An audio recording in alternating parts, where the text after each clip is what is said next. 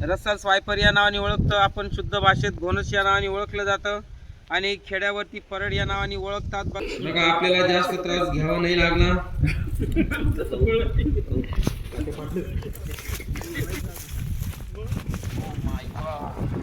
तो बघा आपण एका विहिरीमध्ये घोणस पडलेला आहे, साप रेस्क्यूसाठी आलेलो आहे. तर बघू कशा पद्धतीने काढतो.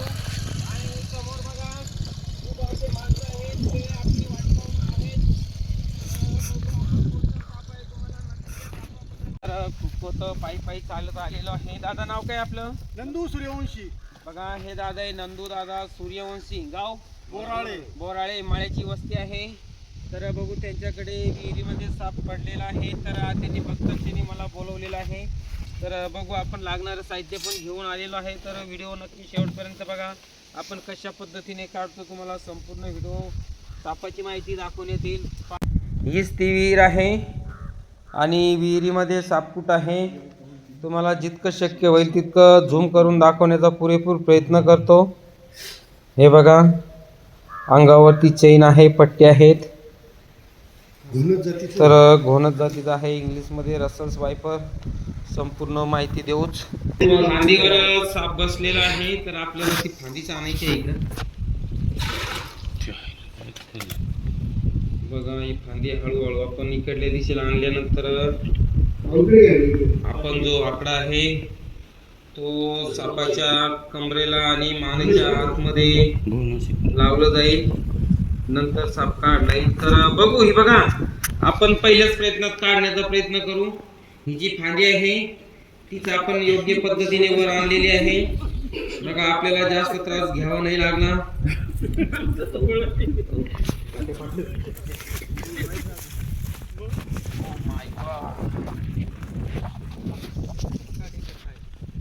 सुरुवातीला या सापाचा परिचय द्यायचा म्हटला तर भारतातील 4 अत्यंत विषारी सापांपैकी एक आहे.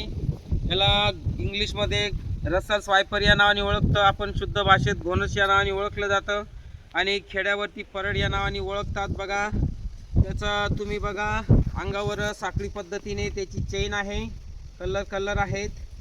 तर या अशाच प्रकारचा आजगर पण असू शकतो, दुर्क्या घोणस पण साप असू शकतो. बघा आणि एक सांगायचं म्हटलं तर सध्या हिवाळा चालू आहे. हे साप जास्त हिवाळ्यातच आपल्याला दिसतात. यांचा मीटिंग पिरियड चालू असतं. एका वेळी 3 ते 4 सुद्धा साप असू शकतं. एक मादा असते आणि त्याच्या साईडला असणारे जे नर असतात जे उत्तेजित होतात. एक साप मिलनच्या वेळी एक विशिष्ट प्रकारचा लिक्विड सोडत असतो, द्रव्य सोडत असतो. त्या गंधाच्या वासाने साप हे आकर्षक मादाकडे आकर्षक होत असतात. बघा अशा वेळी आपण जवळ जाण्याचा प्रयत्न करू नका. अशा वेळी चिडलेले असतात आणि हा साप जो आहे थंडीतच जास्त प्रमाणात असतो. या सापामध्ये हिमोटॅक्सिक नावाचं विष असतं. हे विष जवळजवळ रक्त गोठण्याचं काम करतं.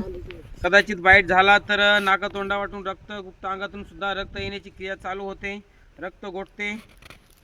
तर अजून बघा या सापाचं एक महत्त्वाचं सांगायचं म्हटलं तर हा जो साप आहे अंडे न घालता पिल्लांना जन्म देतो. कोणताही साप अंडे घालतो, पण हा जो साप आहे चक्क आपल्या पोटामध्ये पिल्लं तयार करतो आणि 2.5-3 महिन्यानंतर ते पिल्लं आपोआप जे पिल्लांना जन्म देतो. अजून एक या सापाची खासियत अशी आहे की याचे दात असतात. आपण स्क्रीनवर फोटो टाकत आहे. सर्व सापांच्या दातापेक्षा या सापाचे दात खूप मोठे असतात. बघा आणि हा शेतकऱ्याचा खूप धोकादायक साप आहे, कारण पालापाचोळ्यात बसलेले असताना शक्यतो दिसत नाही. त्याच्या जवळ गेल्यास तो अटॅक करतो. अटॅक एवढा फास्ट करतो की आपले डोळे पापणे बंद करायच्या अगोदर चावून येतो. सेकंदाच्या 3ऱ्या हिश्श्यात पण चावून येतो. खूप अत्यंत विषारी साप आहे. बघू आपण काळजी घेऊन एका बरणीमध्ये टाकण्याचा प्रयत्न करू.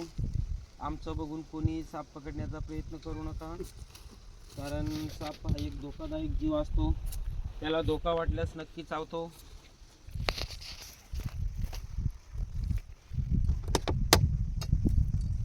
एकाने नाग धरला होता बरणीमध्ये, त्याला तिथे नव्हते म्हणे तर मरून गेला होता बरणीत. हो ना.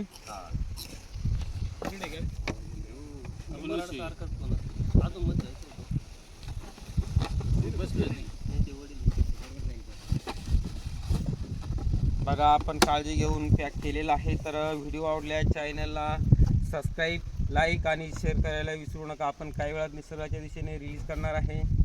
धन्यवाद.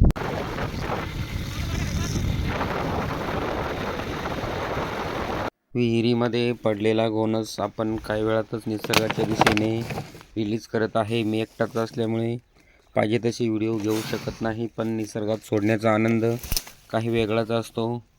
प्लीज लाईक, शेअर आणि सबस्क्राईब करायला विसरू नका. धन्यवाद.